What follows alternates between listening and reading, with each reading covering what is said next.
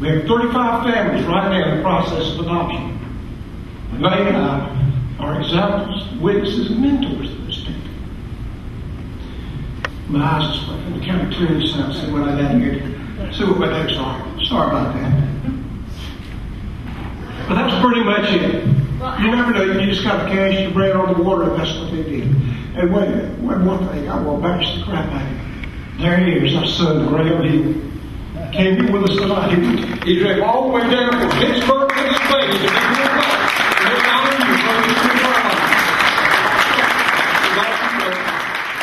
Nobody knows how they touch other people in their lives, and you two have touched more people than you can ever imagine, and we will not know until the other side, when we get to heaven, how many people's lives you've touched.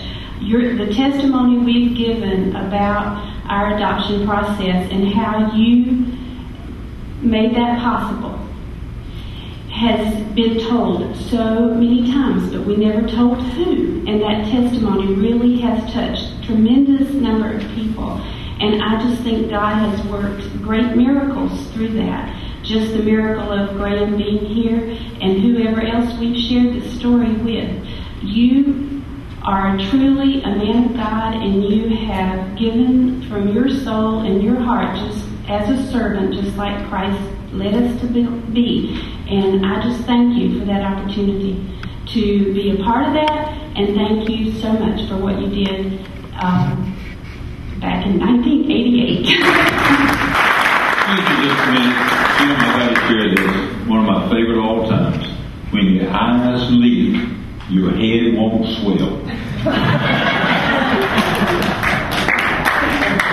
Before you enlighten us on Bucky, some of the many things he has done. Now we come to one of the highlights of the evening, and that is the presentation of the Book of Golden Deeds. I'm going to ask the last year's recipient, Mr. Louis Ace Daves, to come up and join Bucky right here.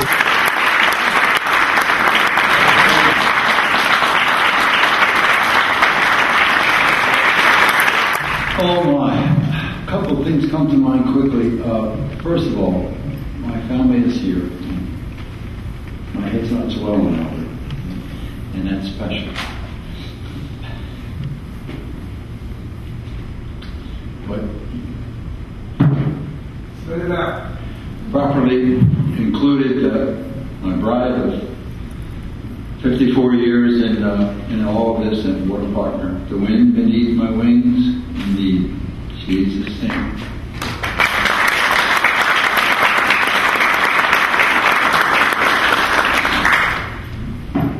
It's just, I wasn't prepared. I had some real zingers for Albert.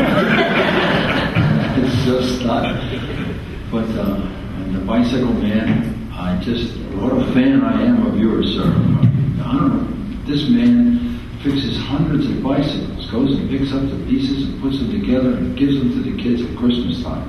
And you talk about under the radar giving. He's very special. I'm overwhelmed. I'm blessed.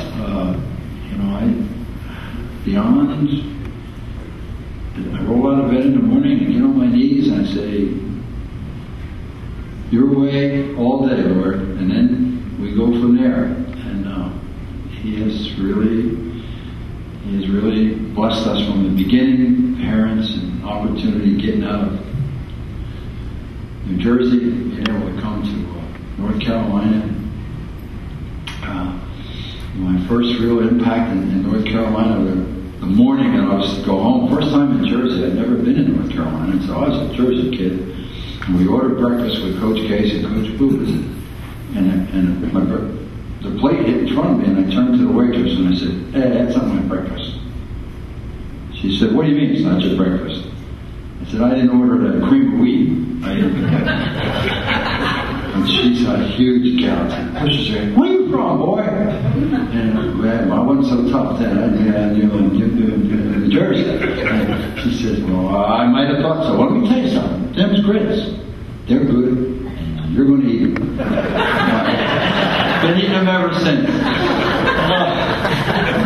But Coach Hayes, Coach Boo, as laid their hands on us, brought us down here to North Carolina, changed our life from Camden to Raleigh, the culture, the place to raise our children.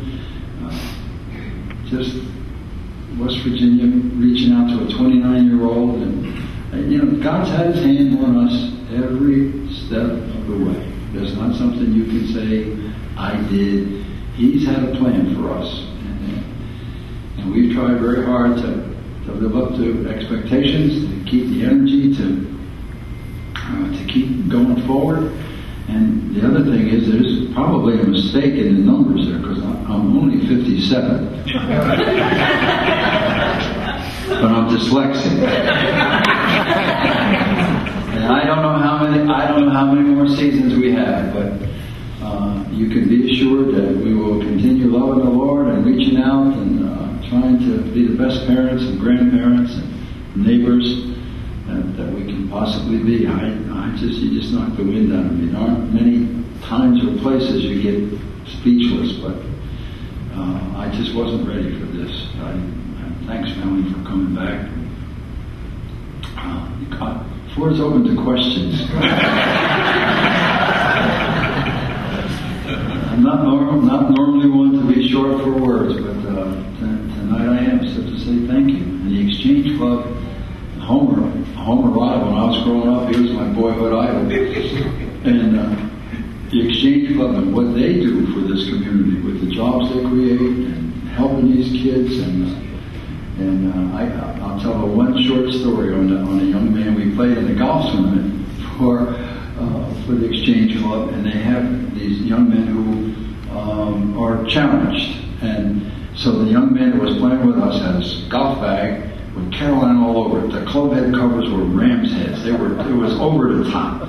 And so every time he would hit a good shot, I said, "Hey, boy, Carolina's proud of you." And he'd smile, And so finally we get to about the 16th hole, and we're watching somebody putt, and I feel this pressure on my shoulder, and I turn around, and he gets right up in my ear. He's probably 25 years old. He gets right up in my ear, and he says, "Coach, I just want you to know that in my heart, I love Duke."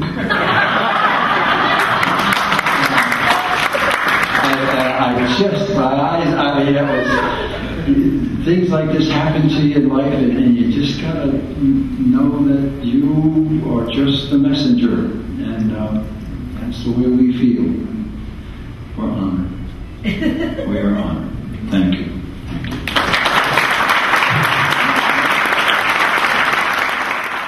Hi, Linda. We miss you. Wish you could have been here. Linda, Scott. Boys, I'll see the boys. Can't wait to see you. Thank you. I love you, Aunt Linda. Yeah, that's my attack. We miss you. Can't wait for you to get back. What I hear, those are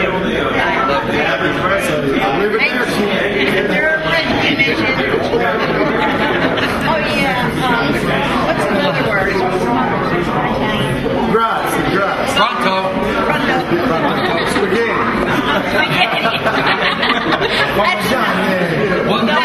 Buongiorno. The only Italian I know, my mother-in-law taught me, and I know I can't say it.